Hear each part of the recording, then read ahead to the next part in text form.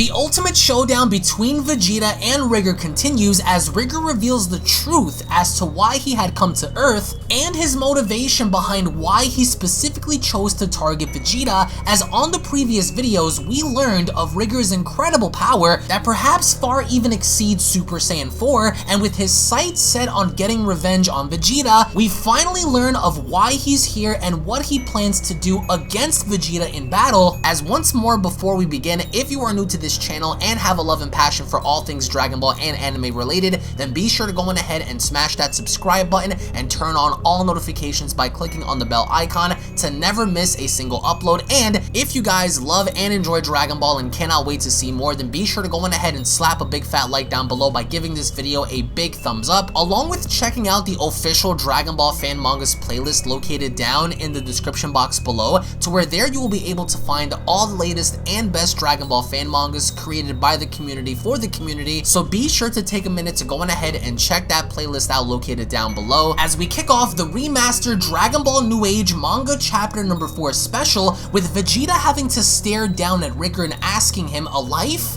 that I destroyed?" With Rigor having to tell Vegeta it was a year after what happened on Planet Palm. Now keep in mind, Rigor had took it upon himself to specifically come to Earth in paying Vegeta a visit, and one of those personal reasons as to why he believes that Vegeta needs to pay his debt is because back when Vegeta was younger, he had taken something very special away from Rigor, as we have a recap back when they were both younger, as Rigor goes on to further tell Vegeta, "My mother was an elite Saiyan. She worked under your father, King Vegeta. Sapari was living with us at the time. I was in the infirmary healing from a broken arm. My mother had left for a mission of her own after I went in, but Sapari was there to meet me after I came out. We headed for home, only stopping long enough to see mother's friends along the way.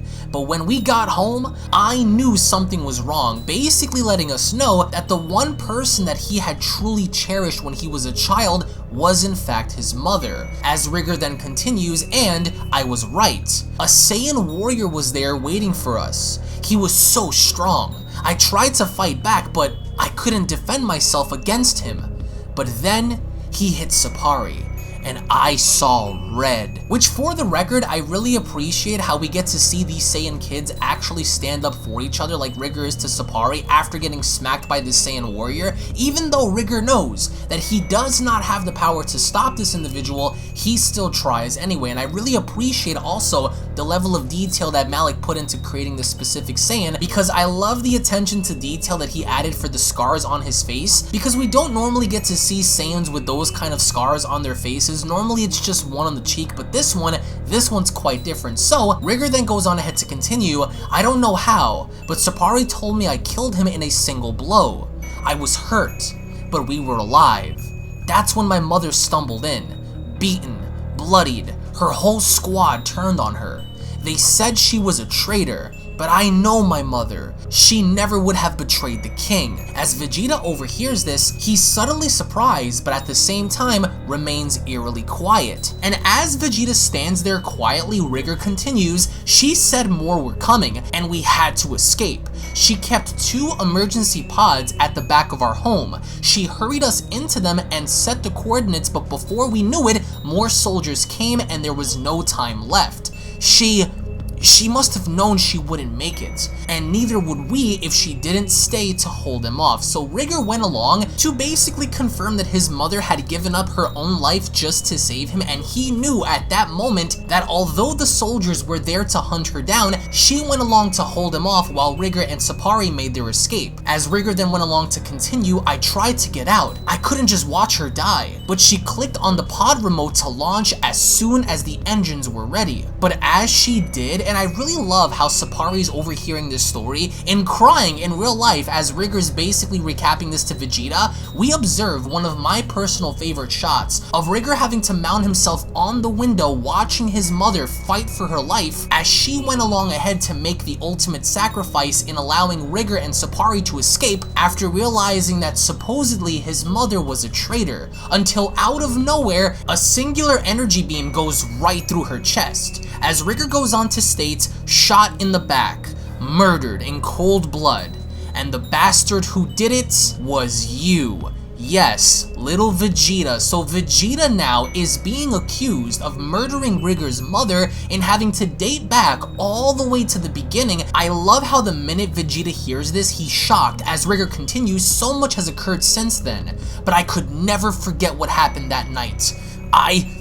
I could never, and I love how Rigor's eyes are bloodshotted because of the anger that he has within him, knowing the fact that it was Vegeta that murdered his mother, and this is so different when compared to the original story. I would have to say I really enjoy this version of Rigor more, even though I've seen comments before that people really enjoy the older Rigor a lot more than the current Rigor, but the minute he thinks back on Vegeta killing his mother, the ground beneath him begins to shake, and a mysterious reddish blackish lightning is beginning to engulf his body because he then begins to think back at the murderer that's standing before him and killing his very mother. We go back to Trunks, who is absolutely shaken by this energy, as he goes on to state, "Emmy, take the controls," as she cries out, "What? Take the controls?" As Trunks immediately goes on to tell her, "Take the controls, I have to go." As she goes on to quickly ask him, Go where? We're flying!" But Trunks has no time to explain. He quickly jumps out and letting her know, "I'll explain everything when I come back, I promise." So Trunks quickly takes off. Meanwhile, back with Goten, he's watching a movie with his girlfriend as he goes on to tell her, "Palace, I gotta go." As she then goes on to ask him to the bathroom, Goten quickly catches on as he goes on to respond, yeah, I'll be right back, just stay there and enjoy the movie." And Palace doesn't suspect a thing. As he gets up and leaves, a little boy next to Palace goes on to tell her, "I bet he has to go number 2. And with Palace having to question this, she goes on to ask the little boy, "What's number 2? Not knowing the fact that this little boy was referring to Goten having to go to the bathroom to simply take a shit. And while Goten takes off, he goes on to say to himself, "I'm sorry, Palace, I have to make it up to you, but I can't ignore this. Vegeta's in trouble." And as we go back to Rigor, we observe this massive energy begin to leak from his body as everything is trembling. Even Rigor's own body is shaking because of the amount of energy that's pouring out of his body. And with Vegeta having to take a step back, he goes on to ask, what kind of power is that?"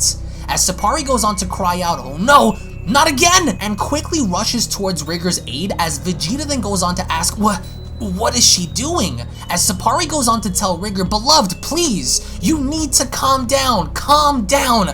Look at me, beloved, come back to me, come back from that place. I'm here, trying to calm him down." And I really love how she puts her hands on his face and looking directly into his eyes and trying to get him to calm down. At some point, Rigor does, as he goes on to ask, "Sapari?" As finally, he calms down. As he goes on to apologize, Rigor goes on to tell her, I'm sorry, I got carried away." As Sapari responds, "It's alright, my love, you're back now." And Vegeta is baffled, as he goes on to ask, What just happened?" In further having to question on what he just felt come from Rigor, especially with this massive energy that he had just detected.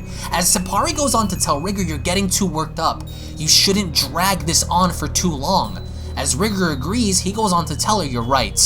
Let's get this over with." As we go back to the Elder Kai, we observe how the Elder Kai is talking to Popo, as Popo goes on to tell the Elder Kai, and that is the trouble that we find ourselves in. Son Goku should be made aware. We fear that Vegeta may fall in this battle if left alone. As the Elder Kai then goes on to respond, "That is indeed a dire predicament, Mr. Popo.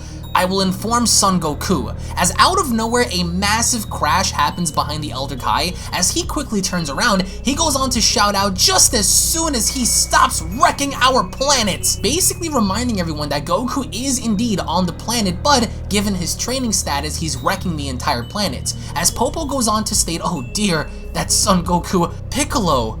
Popo reached our heavenly lords, but Piccolo." As we go back to Orange Star High School, we observe Pan in school as one of her classmates goes on to ask, "Pan, are you okay? You cold or something?" As she goes on to tell him, No, I'm fine," but then goes on to say to herself that big power shot up even higher than before. I want to go, but I want to help, but I'll just be in the way.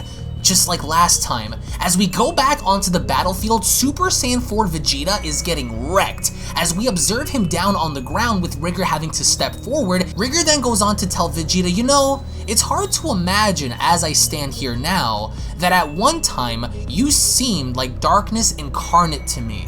As he continues, I thought those words you spoke on Planet Palm would always hold true, that I could never catch up to you, the Prince. It would seem my hatred has been a powerful motivator. As Vegeta looks up, suddenly, just before Rigor is about to punch him, he cocks his fist back as he goes on to tell him, now, you could join your black-hearted father in the afterlife, and my mother's soul can finally rest. And right before Rigor is about to make contact, out of nowhere, a massive energy blast hits Rigor from behind. And through this, it was enough to cause a distraction for Vegeta to quickly get up and move out of the way. As the smoke settles, we can observe how this blast literally did no damage to Rigor other than basically scratch up his clothing, which again, as Rigor slowly turns around, not only is Vegeta out of his sights, but now is standing with an individual, and that individual is none other than Piccolo. So yes, unlike the original Rigor manga, instead of having Goku and Vegeta, we now have Vegeta and Piccolo. And as Sapari sees this, she quickly activates her scanner as she goes on to ask, where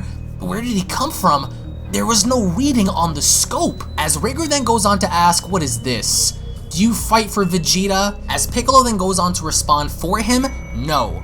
With him, begrudgingly. As Rigor responds, you're his ally, but then suddenly Goten and Trunks step forward as now we have Vegeta, Piccolo, Goten, and Trunks standing before Rigor. And I really love this shot because it's not the fact that Goku isn't here, because we know that Goku is used for a lot of cases as plot, and we all know that you simply can't defeat plot, but it's a different take in seeing everybody else outside of Goku actually have a chance to be the heroes of a story. As Rigor then goes on to ask more of them, with Trunks having to ask his father, Dad, are you okay? And once Rigor overhears this, he goes on to say to himself, Dad? Another child? As Vegeta then goes on to tell everyone, you're all foolish for coming here. With Trunks responding, you say that like it's something new. As Goten then goes on to ask, who is this guy? His chi is insane. As Vegeta stays quiet, he goes on to tell everyone it doesn't matter. And as Rigor fully turns around, he goes on to address everyone by letting them know, I warn you all now, this matter is between Vegeta and I alone. Should you continue to interfere, I will hold no guilt in going through you to get to him. As Trunks then goes on to ask, so what's the plan? With Vegeta responding, I don't have one. He's much stronger than I thought he'd be, and might be even stronger still. As Piccolo asks, stronger still?